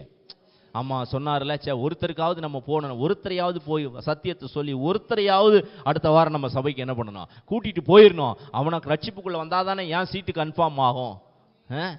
அப்போ யோசித்து பாருங்கள். அப்போ நீங்கள் அப்போல்லாம் கொஞ்சம் நாளுக்கு முன்னாடிலாம் பார்த்தீங்கன்னா அப்படி தான் அவங்க ஞானஸ்தானமே கொடுப்பாங்க. ஞானஸ்தானம் கேட்கறது எடுக்கிறதுக்கு வந்தாங்கன்னா, நீ இன்னொரு ஆத்துமா கூட்டுவா, அப்போ தான் உனக்கு ஞானஸ்தானம் எண்ணிடுவாங்க. ஞானஸ்தானம் எடுக்கிறதுக்கு முன்னாடியே அவன் போய் ஆத்துமா ஆதாயம் பண்ணிட்டு தான் வருவானே, அப்புறமா தான் ஞானஸ்தானமே. அப்போ யோசிச்சு பாருங்கள், இன்றைக்கி நம்ம எத்தனை பேர் வருஷ கணக்கு ரட்சிக்கப்பட்டு எத்தனை வருஷங்கள் ஆகிறது. நம்ம குடும்பம் என்ன இருக்கிறது, நம்ம குடும்பம், நம்மளுடைய உறவினர்கள், நம்மளுடைய நண்பர்கள், அவர்களே எவ்வளோ பேர் இருக்கிறாங்க. அவர்கள் ஆதாயப்படுத்தினாலே நீங்கள் எவ்வளோ பெரிய ஆசீர்வாதத்தை தேவன் உங்களுக்கு தருவார் தெரியுமா? கர்த்தர் உங்களை தேவன் வைத்திருக்கிற, உங்களுக்கு கொடுக்கிற ஜீவன், நேரம், டைம் 24 மணி நேரம் ஒரு நாளைக்கு கொடுக்குறார். எதுக்கு தெரியுமா? 2 மணி நேரமாவது அவருக்கு நீ அதில் ஊழியம் செய்வேன்னு சொல்லி தான். வாரத்தில் 7 நாள் கொடுக்குறார். ஏன் தெரியுமா? ஒரு நாளாவது அவர் வேலையை செய்வேன்னு சொல்லி தான். உன்னுடைய பலவீனத்தை கர்த்தர் நீக்கி போடுறார். உனக்கு வியாதி வருதா, சுகம் கொடுக்கிறார். ஏன் தெரியுமா? அப்படியாவது நீ அந்த 1 மணி நேரம் கர்த்தருக்கு என்ன செய்வ, வேலை செய்வேன்றதுக்காகத்தான். நீ உன் வேலை செய்யறதுக்கு சுகம் கொடுக்கல, அட்லீஸ்ட் அந்த 1 மணி நேரமாவது என்ன பண்ணும், அவருக்காக வேலை செய்வே இல்லையா? அதற்காகத்தான் உங்களுக்கு சுகம் கொடுக்க, உங்களுக்கு ஜீவனை கொடுக்கிற ஒவ்வொரு நாளும். ஏன் தெரியுமா? கொஞ்ச நேரமாவது நீ கர்த்தருக்கு அதை கொடுப்ப என்பதற்காகத்தான் இந்த காலை கொடுக்கிறார். ஏன் தெரியுமா? உன் வேலையாவே இது நடக்குதே, 1 மணி நேரமாவது அவர் வேலையாவது அது நடக்குதா? இந்த கையை கொடுத்துருக்கிறார் எதுக்கு சொல்லுங்க பார்ப்போம்? உங்க வேலையே செய்யுதே, ஒரு மணி நேரமாவது அவர் வேலை செய்தா, ஒரு 4 பேருக்கு இயேசு குறித்து சொல்லுகுதா, டாக்ஸ் கொடுக்குதா, ஒரு 1 ஹவர் பரலோகத்துக்கு நேராக கையை தூக்கி நீங்கள் அந்த ஆத்துமாக்களுக்காக ஜெபம் பண்ணுறீங்களா, சபைக்காக ஜெபம் பண்ணுறீங்களா அப்படின்னு கர்த்தர் பார்க்குறார். அல்லேலூயா. ஸோ அதனால் நீங்கள் இதெல்லாவற்றையும் மனதில் வைத்துக்கொண்டு, நீங்கள் தான் தேவனுடைய ராஜ்யம், உங்களுக்குள்ளே இயேசு இருக்கிறார், அவர் வெளிச்சம்னா நீங்கள் பிரகாசிக்கணும். இங்கே லைட் இருக்குது, பிரகாசம் நம்ம மேலே இருக்குதா? அதுபோல தான் அவர் வெளிச்சம் நமக்குள்ளே இருக்கிறாரு. அப்போ நீங்கள் தான் பிரகாசிக்க வேண்டும். அதனால தான் உங்களில் உள்ள வெளிச்சம் இருளாகாதபடிக்கு எச்சரிக்கையாக இருங்கள். நீங்கள் லைட்டை போட்டு மரக்காலை போட்டு மூடி வச்சா என்ன ஆகிடும், அது வெளிச்சம் கொடுக்க முடியாது. அதுபோல தான் உங்களுடைய பாரங்கள், உங்களுடைய உலக கவலைகள், இதெல்லாத்தையும் கொண்டு போய் உங்கள் வெளிச்சத்தை என்ன பண்ணிடுறீங்க, நீங்கள் மூடி வைத்து விட்டீர்கள். அதை என்ன பண்ணுங்க, எடுத்து போடுங்கள். உங்களை சுற்றி நெருங்கி நிற்கிற எல்லா காரியங்களையும் உதறி தள்ளுங்கள். அது உங்கள் வெளிச்சத்தை என்ன பண்ணிடுது, உங்களை பிரகாசிக்க விடாதது.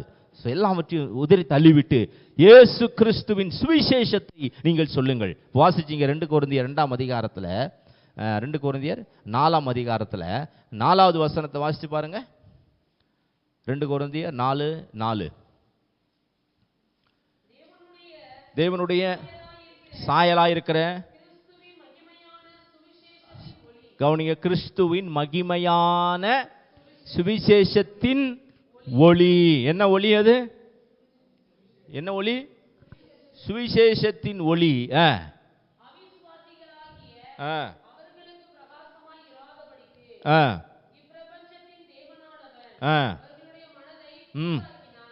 அப்ப யாருக்கு பிரகாசமா இல்லையா? அவர்களுக்கு பிரகாசமா இராதபடிக்கு இப்பிரபஞ்சத்தின் தேவன் யாரு? பிசாசு. யாரை குருடாக்கி வச்சிருக்கிறானா? மனதை குருடாக்கி வைத்திருக்கிறானா? கண்கள் குருடாக்கல. எது குருடா இருக்கு? மனது குருடா இருக்கிறது. அவர்கள் என்ன செய்கிறார்கள் என்பது அவருக்கே தெரியவில்லை. இப்பொழுது சுவிசேஷம் தான் அவங்களுக்கு ஒளியே.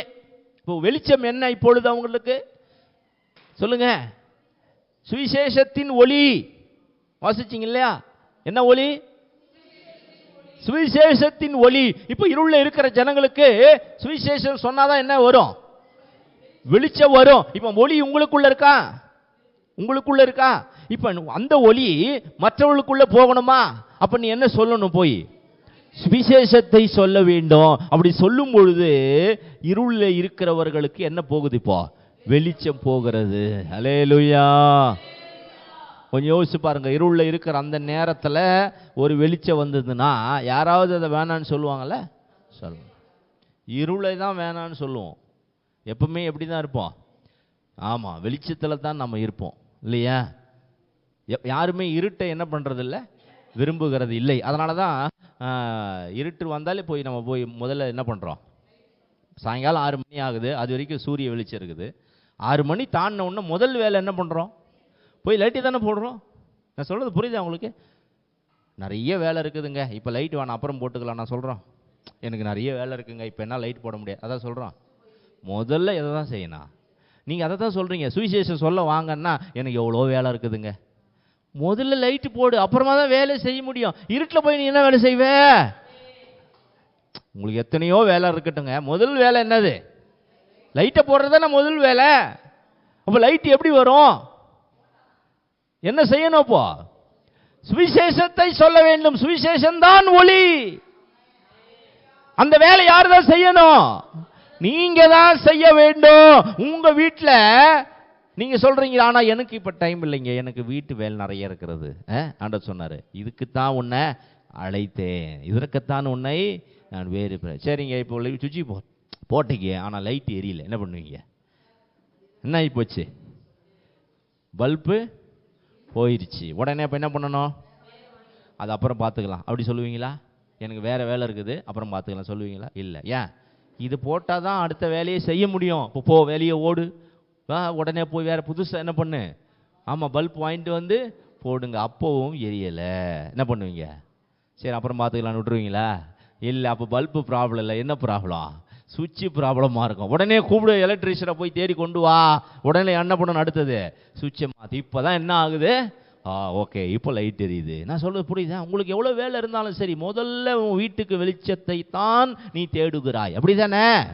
அப்ப யோசிச்சு பாருங்க. அது போலத்தான் உனக்கு எவ்வளவு வேலை இருக்கட்டும், தேவன் முதல்ல உன்னை தேடுகிறார். அவருக்கு நீ வெளிச்சமாக பயன்பட வேண்டும். அந்த வேலையை நீங்கள் தான் போய் செய்ய வேண்டும். அதற்குத்தான் சபை இந்த பூமியிலே கர்த்தர் வைத்திருக்கிறார். அப்படி செய்யும் பொழுது ஆண்டவர் உங்களை இன்னும் அதிகமாய் ஆசீர்வதிப்பார், உங்களை உயர்த்துவார். உங்களுக்கு வேண்டிய எல்லா நன்மைகளும் கர்த்தர் செய்வார். இன்னும் பல வழிகளை, வாசல்களை கர்த்தர் திறப்பார். உங்களை தேவன் பல அநேகருக்கு ஆசீர்வாதமாக கர்த்தர் வைப்பார். ஆனால் இது எல்லாவற்றையும் கர்த்தர் செய்ய வேண்டுமானால் அட்லீஸ்ட் நீங்க அதான் சொன்னப்ப, நீங்க ஒரு நாளைக்கு 1 மணி நேரமாவது கர்த்தருக்கு நீங்கள் கொடுக்க வேண்டும். இன்னும் எனக்கு உங்களுக்கு மனம் இல்லாவிட்டால், நேரம் இல்லைன்னு நீங்கள் சொல்ல முடியாது. எனக்கு மனமில்லை, விருப்பமில்லை என்று சொன்னால், அதன் பிறகு நீங்கள் செய்யணும் ஆசைப்பட்டாலும் அதற்கான நேரம் உங்களுக்கு கிடைக்காது. அல்லேலூயா. அப்போ தேவனுடைய வேலையை செய்வதற்கு எப்பவுமே நீங்கள் என்ன செய்யணும்? அதற்கு சாக்கு போக்கு சொல்லக்கூடாது. அது எப்பவுமே ஆமாம், நீங்கள் எந்த தடையும் சொல்லவே கூடாது. வேதம் சொல்லுகிறது, சமயம் வாய்த்தாலும் வாய்க்காவிட்டால் நீ என்ன பண்ணு? அது உன்னுடைய வேலை, அது உன்னுடைய கடமை. அதை நீ என்ன பண்ணணும்? செய்ய வேண்டும். இப்போ செய்யணும்னா முதல்ல அதுக்கு நீங்க எப்படி இருக்கணும்? ஃபேமிலி முதல்ல எப்படி இருக்கணும் அதுக்கு? அதைத்தான் இங்கே நம்ம வாசிச்சோம் இல்லையா? நான் ஒளியில் இருக்கிறேன் என்று ஒருத்தன் சொல்லியும் அவன் சத்தியத்தின்படி நடக்காவிட்டால் அவன் இருளில் தான் இருக்கிறான். ஸோ ஒருவர் ஐக்கியமாக இருக்க வேண்டும். அப்போ தேவனோட ஐக்கியம், தேவனுடைய பிள்ளைகளோட ஐக்கியம், சபையோட ஐக்கியம் அப்படி இருந்தால் தான் நீங்கள் என்ன செய்ய முடியும்? ஊழியத்தை செய்ய முடியும். ஸோ அதனால் எந்த சூழ்நிலையிலேயும் அவருடைய வேலையை செய்வதற்கு நீங்கள் என்ன பண்ணுங்க? ஆயத்தமாக இருங்கள். ஸோ தேவனுடைய ராஜ்யத்திற்கு எதிராக என்ன கிரியை செய்து கொண்டிருக்கிற சொன்ன? பிசாசா கிரியை செய்து கொண்டிருக்கிறான். இப்போ அவனுக்கு இருக்கிற ஒரே வேலை என்னதுதான்? பிசாசுக்கு இருக்கிற ஒரே வேலை என்னதுதான்? சொல்லுங்களேன். யாரை அழிக்கலாம் என்பது தானே. அவன் 24 மணி நேரம் அதை தான் செய்யறான், அந்த வேலையை. நீங்க போய் அழிந்து போகிற ஆத்துமாவை காப்பாற்றுறதுக்கு எவ்வளவு நேரம் வேலை செய்றீங்க? சொல்லுங்களேன். 1 மணி நேரம் கூட நமக்கு டைம் இல்லைன்னு. பிசாசு மனிதனை அழிப்பதற்கு வேலை செய்கிறான். ஒரு நாளைக்கு எத்தனை மணி நேரம்? காப்பாற்ற போகிற நீ எத்தனை மணி நேரம் வேலை செய்யணும்? இல்லையே, அந்த 1 மணி நேரம் கூட யோசிச்சு பார்த்தீங்களா? அழிக்கிறவன் கூட்டமா ஒத்துமையா ராத்திரி பகல் பார்க்காம வேலை செஞ்சிட்டு இருக்கிறான். காப்பாத்துறவன் அதை விட அதிகமா என்ன செய்யணும்? வேலை செய்யணும். அப்படிதானே? ஆனால் நம்ம யோசித்து பாருங்க, இதை பற்றி நம்ம நினைக்கிறது இல்லை. அப்போ தேவனுடைய ராஜ்யத்திற்கு நீங்கள் போகும் பொழுது, பரலோகத்தை நீங்கள் போகும் பொழுது, இப்போ ரகசிய வருகை வருதா? வந்த பிறகு சபை எடுத்துக்கொள்ளப்பட்ட பிறகு மேலே நமக்கு என்ன நடக்க நினைக்கிறீங்க? 7 வருஷம். கீழே 7 வருஷம் என்ன நடக்க போகுது? மேலே 7 வருஷம் என்ன நடக்க போகுது? போய் நமக்கு ஜட்ஜ்மெண்ட் இருக்கு. கிறிஸ்துவினுடைய நியாயாசனம். நான் சொல்றது புரியுதா உங்களுக்கு? எல்லா உலகத்துக்கும் அது தனி நியாய தீர்ப்பு. அது வெள்ளை சிங்காசன நியாய தீர்ப்பு. அதுக்கு முன்னாடி சபைக்கு மட்டும் கிறிஸ்துவினுடைய நியாயாசனம் ஒன்று இருக்கு. இந்த 7 வருஷம் இங்கே உபத்திரம் நடக்கும் பொழுது மேலே நமக்கு என்ன நடந்துட்டு இருக்கோம்? ஆமாம், கிறிஸ்துவின் நியாயாசனத்துக்கு முன்பதாக நிற்க வேண்டும். அப்பொழுது நாம் கணக்கு கொடுக்க வேண்டும். 2 விதமான காரியங்களுக்கு நாம் பலனளிப்பார். 1 உண்மையாக இருந்ததற்கு, 2 ஊழியம் செய்ததற்கு. 1 எதுக்கு? உண்மையாக இருந்ததற்கு. 2 விதமான பரிசு நமக்கு கிடைக்கும். உண்மையாக இருந்தவர்களுக்கும் ஊழியம் செய்தவர்களுக்கும் யாரெல்லாம் அங்கே பரிசு பெற்றுக் கொள்கிறார்களோ அவர்கள் தான் இங்கே ஆளுகை செய்ய முடியும்.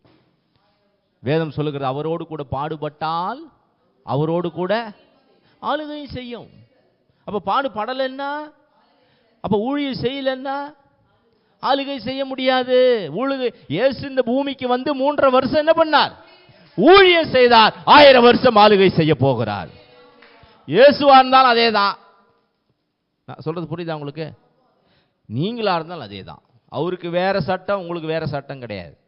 இப்ப நீங்களும் அவரோடு ஊழியம் செய்தால்தான், அவரோடு கூட பாடுபட்டால்தான் அவரோடு கூட என்ன பண்ண முடியும்? ஆளுகை செய்ய முடியும். அப்போ எத்தனை ஆத்துமாக்களை ஆளுகை செய்கிறீர்களோ அத்தனை உங்களுக்கு, ஆமா, எத்தனை பட்டணங்களுக்கு நீங்கள் கால் போய் மிதித்து போய் ஊழியத்தை செய்கிறீர்களோ, சுவிசேஷத்தை சொல்கிறீர்களோ, அத்தனை பட்டணங்கள் தான் உங்களுக்கு ஆளுகை செய்வதற்கு தரப்படுகிறது. அல்லேலூயா. எத்தனை ஆத்துமாக்களுக்கு நீங்க போய் இன்னைக்கு ஊழியம் செய்கிறீர்களோ அத்தனை ஆத்துமாக்களை நீங்கள் ஆளுகை செய்ய போகிறீர்கள். அல்லேலூயா. ஆண்டவர் அதெல்லாம் கரெக்டா செய்வார். யோசிச்சு பாருங்க, அவங்க சந்தோஷமா அதை செய்வாங்க. உங்களுக்கு இன்னைக்கு 1 மணி நேரம் தான் நீங்க செய்றீங்க அவங்களுக்கு ஊழியம். ஆனா அவங்க 1000 வருஷம் உங்களுக்கு என்ன பண்ண போறாங்களா? ஏன் தெரியுமா? அதை அவங்க சந்தோஷமா செய்வாங்க. ஏன் சொல்லுங்க? நீங்க கண்டி அன்னைக்கு வந்து எனக்கு இயேசுவை பத்தி சொல்லலைன்னா, நீங்க சுவிசேஷத்தை சொல்லலைன்னா நான் என்ன பண்ணியிருக்க முடியாது? ரட்சிக்கப்பட்டிருக்க முடியாது. இன்னைக்கே இதை நான் இழந்திருப்பனே அப்படின்னு சொல்லி. அப்போ யோசித்து பார்த்தீங்களா? அப்போ இன்னைக்கு பல நெருக்கங்கள் மத்தியில் நீங்கள் இருந்தாலும், கஷ்டங்கள் மத்தியில் இருந்தாலும், அதுலேயும் கர்த்தருக்கு என்ன பண்ணுறீங்க? நீங்கள் ஊழியம் செய்துறீங்க. ஆனால் அந்த 1000 வருஷம் வரும்பொழுது யோசிப்பீங்க, ச்சே இது தெரிஞ்சிருந்தா நான் இன்னும் இறங்கி என்ன பண்ணியிருப்பேன்? நல்ல ஊழியம் செஞ்சிருப்பனே. பவுலை பார்த்தீங்கன்னா லட்சக்கணக்கான ஆத்துமாக்கள் அவர் சுற்றி நின்றுட்டு இருக்கோம். யோசித்து பாருங்க. இப்போ பில்லி கிரகாம் அப்படின்னு சொல்லி ஒருத்தர் இறந்து போனார். ஆமா, கோடிக்கணக்கான பேர் ரட்சிக்கப்பட்டார். ஆனா அவர் ஒரு அற்புதத்தையும் செய்யவில்லை. ஆனா அதிகமான பேர் ரட்சிப்புக்குள்ள வழி நடத்தினவர் அவர் தான்.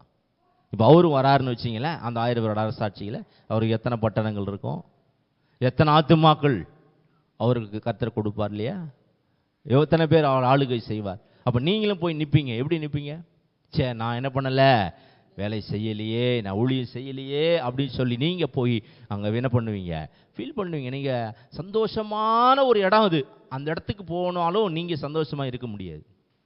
நான் சொல்கிறது புரியுதா உங்களுக்கு? நம்ம என்ன நினைக்கிறேன் தெரியுமா, பரலோகத்துக்கு போனால் எனக்கு ரொம்ப சந்தோஷங்கமே. ஏன்னா பரலோகத்தில் என்ன இல்லை, கண்ணீர் இல்லை, உபத்திரவம் இல்லை, வேதனை இல்லை, பசி இல்லை. அப்ப தேவனுடைய ராஜ்யத்தில் நம்ம எப்படி இருப்போம், ரொம்ப சந்தோஷமா இருப்போம்னு நினைச்சிட்டு இருக்கோம் தெரியுமா? அது கரெக்டு தான், அதெல்லாம் கரெக்டு தான். ஒண்ணுமே செய்யாம நீ அங்க போய் எல்லா மகிமையில் இருக்கும் பொழுது ஒண்ணுமே இல்லாம நீ நின்னா நீ சந்தோஷமா இருப்பியா? நீ நல்லா புரிஞ்சுக்கணும், பரலோகம் சந்தோஷமான இடம் தான். ஆனால் நீ சந்தோஷமா அங்க இருக்கணும்னா சும்மா போறதுனால அல்ல. அதனாலதான் ஆண்டவர் சொன்னாரு, நீங்கள் பூமியில் அல்ல பரலோகத்திலே பொக்கிஷங்களை சேர்த்து வையுங்கள். எங்க சேர்த்து வைக்கணும்? எப்படி சேர்த்து வைப்பீங்க? எப்படி சேர்த்து வைப்பீங்க? இங்க இயேசுவுக்காக, ஊழியத்திற்காக, சபைக்காக நீங்கள் என்ன செய்கிறீங்களோ அதுதான் என்ன செய்யப்படுகிறது, அங்க சேர்த்து வைக்கப்பட போகிறது. அப்ப யார் சேர்த்து வைப்பார்கள்? பரலோகத்தில் நான் பரலோகத்துக்கு போவேன் அப்படின்ற நம்பிக்கை இருந்தாதான் என்ன பண்ணுவோம், நம்ம சேர்த்தே வைப்போம். அப்படின்னா இங்க கொடுப்போம்னு அர்த்தம். நான் சொல்றது உங்களுக்கு புரியுதா? உங்களுக்கு நான் எங்க போறேன் எனக்கே டவுட்டாக தாங்க இருக்கு அப்படின்றவன் என்ன செய்ய போறதில்லை, அவன் சேர்த்து வைக்க மாட்டான். வானா இருக்கிற வரைக்கும் நம்ம இங்கே ஜாலியாக இருந்துட்டு போக கொடுங்க அப்படின்னு சொல்லிட்டு செலவு பண்ணிடுவான். அப்போ உங்களுடைய கிரியைகளை பொறுத்தே தெரிந்து கொள்ளலாம் நீங்கள் எத்தனை பேர் உண்மையாகவே பரலோகத்தின் மேல் நம்பிக்கை உள்ளவர்களாக இருக்கிறீர்கள். சும்மா வெறும் வார்த்தையினால் அல்ல, உங்கள் கிரியைகளின் மூலமாக உங்கள் விசுவாசத்தை நீங்கள் வெளிப்படுத்த வேண்டும். ஆகவே சபைக்கு ஒரு பக்கம் அங்க மேல என்ன செய்ய போய் நாம் செய்கிற நன்மைக்காவது தீமைக்காவது தக்க பலனை அடையும்படிக்கு நாம் எல்லாரும் கிறிஸ்துவின் நியாயாசனத்தில் நிற்போம். இது நமக்கு. கீழே பூமியில 7 வருஷம் பார்த்தீங்கன்னா என்ன நடந்துட்டு இருக்கோம், உபத்திரவு நடந்துட்டு இருக்கோம். உபத்திரவு காலத்தில் அங்கே அழிந்து போகிற ஆத்துமாக்கள் எல்லாம் நீங்கள் மேலே இருந்து சும்மா இங்கே இந்த டிவி பார்க்குறீங்க பார்த்தீங்களா, படம் பார்க்குறீங்க பார்த்தீங்களா, அந்த மாதிரி நீங்கள் பார்க்குறீங்கன்னு வச்சிங்களேன். அதில் நீங்கள் எத்தனையோ முறை பார்த்தவர்கள் எல்லாம் அங்கே அழிந்து கொண்டிருப்பார்கள். அப்போ உங்களுக்கு என்ன வரும், ஆஹா நான் இவனை எத்தனையோ முறை பார்த்துருக்கனே, இவனை சத்தியத்தை சொல்லாம விட்டுடனே, இவனை எத்தனையோ முறை பார்த்து பேசியிருக்கனே, இவனுக்கு ஒரு முறை கூட நான் என்ன பண்ணல, இயேசுவை நான் சொல்லவில்லையே அப்படின்ற மனசாட்சி உனக்குள்ள என்ன செய்யும், கேள்வி கேட்க ஆரம்பிக்கும். இதுதான் அங்க நடக்க போகிறது. எத்தனை நேரங்களை கர்த்தர் கொடுத்தார், எத்தனை வருஷங்கள், எத்தனை மாதங்கள், எத்தனை மணி நேரங்களை கர்த்தர் கொடுத்திருக்கிறார். ஒவ்வொரு நாளும் சுகத்தை கொடுக்கிறார், ஜீவனை கொடுக்கிறார், பலனை கொடுக்கிறார். எல்லாமே கொடுத்தும் இன்னும் ஆண்டவர்கிட்ட எனக்கு இது வேணும் அது வேணும் அப்படி தான் கேட்டுட்டு இருக்கணும். ஸோ அதனால இனியாவது இந்த கடைசி நேரத்திலாவது, கடைசி மணி நேரத்திலாவது, நிமிஷத்திலாவது நீங்கள் மனம் திரும்பி இனிமேல் நான் இயேசுவை தேடுவேன், நான் தான் தேவனுடைய ராஜ்யம், நான் தான் வெளிச்சம், நான் தான் இருளிலே போய் பிரகாசிக்க வேண்டும். வெளிச்சம் எப்போ தேவைப்படும்? பகல் நேரத்தில் அல்ல. வெளிச்சம் எப்போ தேவைப்படும்? இருள் நேரத்தில் தான். நீங்க போய் எப்போ விளக்கு போடுவீங்க? இருள் நேரத்தில் தான். இப்போ இந்த உலகம் ஃபுல்லா எப்படி இருக்கிறது? இருளில் இருக்கிறது. இப்போ நீங்க எப்படி இருக்கிறீங்க? இப்போ யார் தேவை இந்த உலகத்துக்கு சொல்லுங்க? யாரு? நீங்க தேவை. ஏன்னா இயேசு உங்களுக்குள்ள இருக்கிறார். இப்ப நீங்க தான் வெளிச்சம், நீங்கள் தான் உலகத்தில் போய் பிரகாசிக்க வேண்டும். இருளில் இருக்கிற ஜனங்கள் உங்கள் மூலம் இயேசுவை காண வேண்டும். இதுக்கு தான் ஆண்டவர் உங்களை வச்சிருக்கிறார். அப்போ வெளிச்சத்தில் இருக்கிற நீங்களே வெளிச்சமாவே இருந்துக்கிறீங்க. வெளிச்சத்துக்கு கூட வெளிச்சமா. இப்ப நான் சிம்பிளா சொல்றேனே, நீங்க எல்லாம் ரட்சிக்கப்பட்டவங்க தானே? பக்கத்தில் பார்த்து கேளுங்க, பக்கத்தில் பாருங்க, நீங்களாம் ரட்சிக்கப்பட்டீங்களா? ரட்சிக்கப்பட்ட நீங்களாம் ஒன்றா இருக்கிறீங்களா? சொல்லுங்களேன். ஒன்றா இருக்கிறீங்க, சரி, ஓகே. இப்போ எல்லாரும் சபைக்கு வந்துருக்கிறீங்க. பட் ஆனால் ஆண்டோட விருப்பம் என்ன தெரியுமா? உங்க பக்கத்துல ஒருத்தர் ரட்சிக்கப்படாம இருந்தான்னு வச்சிங்களேன், ஆண்டவர் சொன்னாரு, ஓகே நீ தான்பா உண்மையான சபை. நான் சொன்னேன், வெளிச்சம் எங்க தேவை? நீங்க எல்லாரும் வெளிச்சம் தானே, நீங்க எல்லாரும் ஒன்னா இருக்கிறீங்க, இருள்ல போவே மாட்டீங்களே, என்ன பிரயோஜனம்? நான் சொல்றது புரியுதா? பகல்ல லைட் போட்டு வைக்கிறீங்க, என்ன பிரயோஜனம்? நான் சொல்லுவல புரியுதா இல்லையா? எப்போ போடணும் லைட்டை? எப்போ தேவை வெளிச்சம்? நீங்க எல்லாரும் ரட்சிக்கப்பட்டு இருக்கிறீங்க இல்லையா? நீங்க எல்லாரும் ரட்சிக்கப்பட்டு நீங்க எல்லாரும் ஒன்னா இருக்கிறீங்க, ஓகே. பட் ஆனால் ரட்சிக்கப்படாத ஒருத்தன் உங்க மூலமாக என்ன செய்யணும்? ரட்சிக்கப்பட வேண்டும். அதுதான் சபையின் வேலையே. அதுக்கு தான் சபையை வச்சிருக்கிறார். அப்ப வெளிச்சம் நீங்கள் எங்க தேவை என்பதையே நீங்கள் அறியாமல் இருக்கிறீர்கள். நான் சொல்றது உங்களுக்கு புரியுதா? ஆண்டவர் சொன்னார் பல ஓமைகள்ல, இனி ஒவ்வொரு ஓமையா நம்ம தியானிப்போம், அப்போ உங்களுக்கு புரியும்.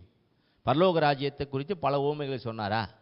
புளித்த மாவு, பரலோக ராஜ்யம் எதற்கு ஒப்பா இருக்கிறது? புளித்த மாவுக்கு ஒப்பா இருக்கிறாரு சொன்னார். சரி, புளித்த மாவுன்னா இப்போ புளிப்பு எப்போ தேவைப்படுது சொல்லுங்க? புளிப்பு எப்போ தேவைப்படுது? இப்போ மாவு புளிக்கணும்னா என்ன பண்ணுவீங்க? நீங்க சும்மாவே இதை போட்டு, நம்ம அரைக்கிற தோசை மாவு வேற, அது தானாவே புளிச்சு போயிடுது, அது வேற. புளிப்புன்னா என்ன? பேக்கரியில் பிரெட்லாம் செய்வாங்க, பார்த்துருக்கீங்களா? அதில் என்ன கலப்பாங்க? எசன்ஸா? ஈஸ்ட்.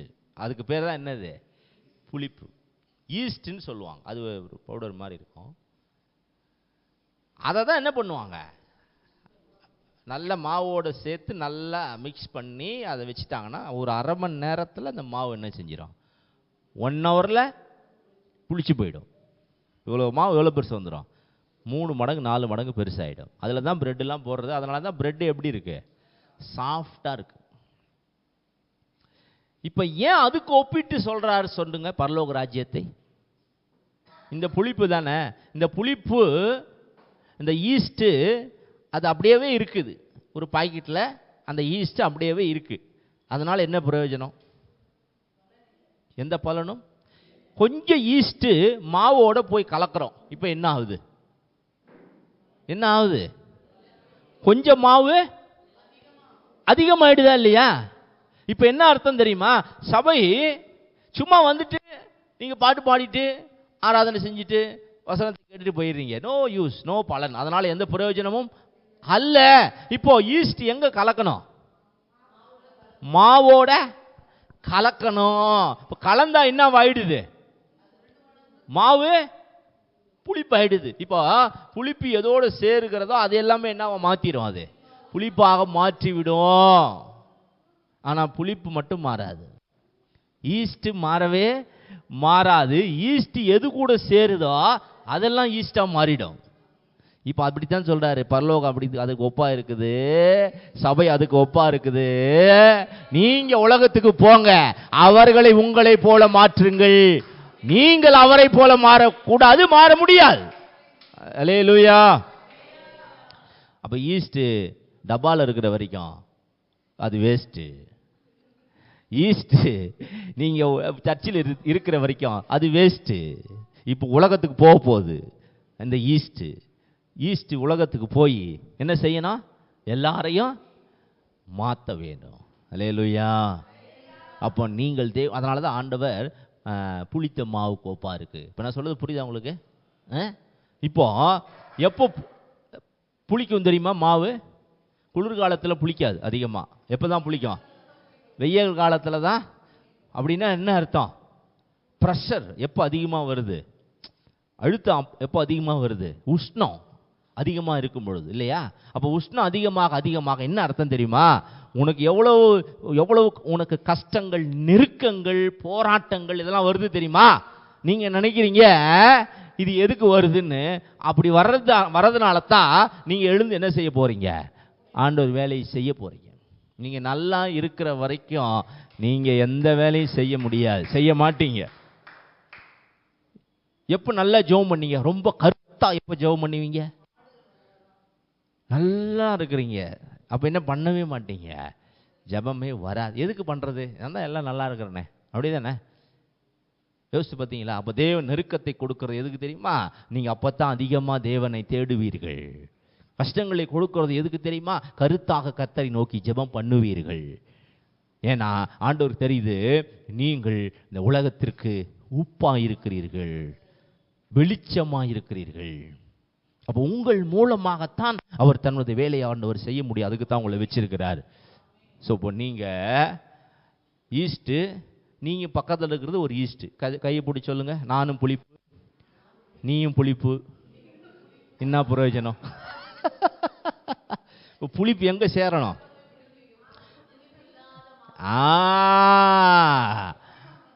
அப்ப நீங்க போய் உலகத்தை என்ன பண்ணணும்? ஆண்டவர் சொன்னார், பிதா என்னை அனுப்புனது போல நான் உங்களை அனுப்புகிறேன். அல்லேலூயா. இப்போ நீங்க போங்க. கொஞ்சம் யோசிச்சு பாருங்க. உலகத்தில் தான் நம்ம இருந்தோம். உலகத்தில் தெரிந்து கொண்டாரா? ரட்சிக்கப்பட்டோமா? ஞானஸ்தானம் எடுத்தோமா? சத்தியத்தை கேட்டோமா? இப்ப திரும்ப எங்க அனுப்புறாரு? போய் இன்னும் 4 பேரை கூட்டு வா. யோசிச்சு பாருங்க. இதுக்கு பேர் தான் சபை. சபைன்னா இதான் அர்த்தமே. ஸோ வந்துட்டு போறது, சபையில் ஜெபம் பண்ணிட்டு 2 பாட்டு பாடிட்டு வசந்த கேட்டு போறது அல்ல சபை. உலகத்திலிருந்து பிரித்தெடுக்கப்பட்டு சத்தியத்தை அறிந்து கொண்டு ரட்சிக்கப்பட்டு திரும்பவும் உலகத்துக்குள் அனுப்பப்படுவதுதான் சபை. இப்ப நீங்க ரட்சிக்கப்பட்டுட்டீங்க, சபைக்கு வந்துட்டீங்க, சத்தியத்தை கேட்டுட்டீங்க, இது அல்ல சபை. இப்ப அடுத்து என்ன செய்யணும்? பாதி வேலை தான் முடிஞ்சிருக்கு. இப்போ அடுத்து என்ன பண்ணணும்? இப்ப இயேசு சீஷர்களை அழைத்தார், தெரிந்து கொண்டார், 3.5 வருஷம் சத்தியத்தை சொன்னார். அடுத்து என்ன பண்ணிட்டாரு? அனுப்பிட்டாரு. நான் சொல்றது புரியுதா? யாரையுமே அவர் வச்சுக்கல. கடைசி வரைக்கும் கூடவே கூப்பிட்டாரு, அழைத்தாரு, ட்ரைனிங் கொடுத்தாரு. அடுத்து எங்க அனுப்பினாரு? அவ்வளவுதான். சபை இன்னைக்கு வந்துருச்சு. 7 வருஷமா உக்காந்துக்கிட்டு இருக்கு, சத்தியத்தை கேட்டுட்டு இருக்குது. ஆனா என்ன பண்ண மாட்டேது இது? அதனால இயேசு சொன்னாரு, நான் இப்படியே இருந்த வேலைக்காவது, நான் போறேன், நான் போகிறது தான் உங்களுக்கு நல்லது, நான் போய் யாரை அனுப்புவேன். ஏன்னா நான் இருந்தேன்னா எல்லாம் நானே பண்ணிட்டு இருப்பேன், நீங்க வேடிக்கை மட்டும் பார்த்துக்கிட்டே இருப்பீங்க. இது வேலைக்கு ஆகாது. அதனால தான் பிதா எவ்வளோ கரெக்டாக பிளான் பண்ணி 3.5 வருஷம் தான் உனக்கு வேலை, நான் அனுப்புறதே ட்ரைனிங் கொடுக்கத்தான், கொடுத்துட்டு வந்துரு. நான் யார் அனுப்புவேன்? அடுத்ததை ஆவியா. அவர் ஒவ்வொருவருக்குள்ளும் வந்து வாசம் பண்ணி ஒவ்வொருவரையும் அவர் என்ன செய்வார்? இப்பொழுது பயன்படுத்துவார். அப்ப சபைக்கு யாரை கேட்கணும்? பண்ணீங்க பரிசுத்த ஆவியானவரை கேட்டு பெற்றுக்கொள்ள வேண்டும். அவர் தான் உங்களை என்ன செய்வாரா? பயன்படுத்துவார். இப்போ சபை, நீங்க எல்லாம் சபை தான், ஆனால் சபை இன்னும் முழுமையான சபை அல்ல, பாதி சபை தான். இப்போ நீங்க சபை முடிச்சுட்டு எங்க போறீங்க? எங்க போறீங்க? ஆமா, நீங்க போறதே இல்லையே உலகத்துக்குள்ளவே, நேராக வீட்டுக்கு போவாங்க, அவ்வளவுதான். வீட்டை விட்டு வெளியவே வரமாட்டேன். இதோடு அடுத்த ஞாயிற்றுக்கிழமை தான் பைபிளை தேடி எடுத்துக்கிட்டு நான் வருவேன். என் உண்டு, என் வேலை உண்டு, ஆண்டவர் சொன்னார். அப்போ நீ எதுக்கு? எனக்கு தேவையே இல்லையே. எங்கே போகணும்? இயேசுவுக்கு வீடே கிடையாது. அதனால தான். ஏன்? இயேசுக்கு வீடு இருக்குதா? சொந்த வீடு கிடையாது. ஏன்? ஒரு கிராமத்துக்கு போவார், சுவிசேஷம் சொல்ல அங்கேயே தங்கிடுவார். அடுத்த நாள் இன்னொரு கிராமத்துக்கு போவார், சுவிசேஷம் சொல்ல அங்கேயே தங்கிடுவார். அதனால் அவருக்கு என்ன கிடையாது? சரி, சீஷர்களுக்கு எங்கே சொந்த வீடு இருந்தது? யாருக்கு சொந்த வீடு இல்லை. ஏன்? அவங்க ஒரே இடத்துல தங்க முடியாது, போயினே தான் இருக்கணும். பவுலுக்கு இவங்கெல்லாம் சொந்த வீடு இருந்தவர்கள், விட்டுட்டு வந்துட்டாங்க. நான் சொல்றது புரியுதா? இவங்க எல்லாவற்றையும் விட்டுட்டு, அவன் சொந்த வீடு வச்சுருந்தான், போட்டு வச்சுருந்தான், வலை வச்சுருந்தான், பெரிய மீன் பிடிச்சி வியாபாரம் பண்ணிகிட்டு இருந்தான். எல்லா சீஷர்களும் ஆண்டவர் என்ன பண்ணார்? விட்டுட்டு வா. அல்லேலூயா. யோசிச்சு பார்த்தீங்களா? இன்னைக்கு நாம் தெரிந்து கொள்ள வேண்டிய சத்தியம், இன்னைக்கு நீங்கள் சபை நீங்கள் நினைக்கிறீங்க, ஆனால் பாதி தான் சபையாக மாறி இருக்கிறது. இன்னும் பாதி மாற வேண்டும், ஆனால் அதுக்கு டைம் இல்லை. சீக்கிரமாக என்ன பண்ணுங்க? உங்களை ஒப்பு கொடுங்கள். நீங்கள் போய் சத்தியத்தை என்ன பண்ணுங்க? சொல்லுங்க. ஆத்துமாக்கள் ஆதாயம் செய்யுங்க. சபை, நீங்கள் என்னைக்கு ஆண்டவர் ஊழியத்தை செய்வதற்கு நீங்கள் எழும்புகிறீர்களோ அன்னைக்குத்தான் தேவன் உங்களை பயன்படுத்துவார், உங்களில் மகிமைப்படுவார். உங்களுடைய தேவனுடைய மகிமை உங்கள் மேல் இருக்கிறத அநேகர் மற்றவர்களும் காண்பார்கள். அல்லேலூயா. அப்படிப்பட்ட ஒரு சபையாக தேவன் நம்மை மாற்றும்படிக்கு எல்லாரும் கர்த்தரை ஸ்தோத்திரம் பண்ணுவோமா? எல்லாம் எழும்பி நிற்போமா? எல்லாரும் எழும்பி நின்று, இன்றைக்கு சபையாகிய நான் வெளிச்சமாக இருக்கிறேன், நான் பிரகாசிக்கிறேனா? நான் உப்பாக இருக்கிறேன், நான் மற்றவர்களுக்கு சுவையுள்ளவனாக இருக்கிறேனா? அடுத்தது, நான் ஒரு புளித்த மாவாக இருக்கிறேன், எத்தனை பேருக்கு பிரயோஜனமாக இருக்கிறேன்? எத்தனை பேரை நான் மாற்றிக்கொண்டு இருக்கிறேன்? தேவனுடைய ராஜ்யமாகிய நான் இன்னும் என்ன செய்ய வேண்டும்? அவர் சித்தத்தை நான் செய்து முடிக்க வேண்டும். கர்த்தர் அதுக்கு தான் என்னை ஆண்டவர் அழைத்திருக்கிறார். இந்த இருக்கிற நாட்கள் குறைவு, சீக்கிரத்திலே ஆண்டவர் வரப்போகிறார். ஸோ அவர் வரும்பொழுது நாம் அவரிடத்தில் நிற்க வேண்டும். கிருபாசனத்துக்கு முன்பதாக நிற்க வேண்டும். கிறிஸ்துவின் நியாயாசனத்துக்கு முன்பதாக நிற்க வேண்டும். நாம் செய்த ஒவ்வொரு காரியத்திற்கும் அவருக்கு கணக்கு ஒப்புவிக்க வேண்டுமா? தேவன் தாமே வரப்போகிற அந்த நாட்களை நாம் எதிர்கொண்டு போக, அவர் முகத்தை தரிசிப்பதற்கு நாம் தைரியம் உள்ளவர்களாக இருப்பதற்கு தேவன் நம்ம ஒவ்வொருவரை பலப்படுத்தும்படியாக, நம்மை மாற்றும்படியாக, நம்மை மறுரூபப்படுத்தும்படியாக எல்லாரும் கொஞ்ச நேரம் கர்த்தரை ஸ்தோத்திரம் பண்ணுவோமா?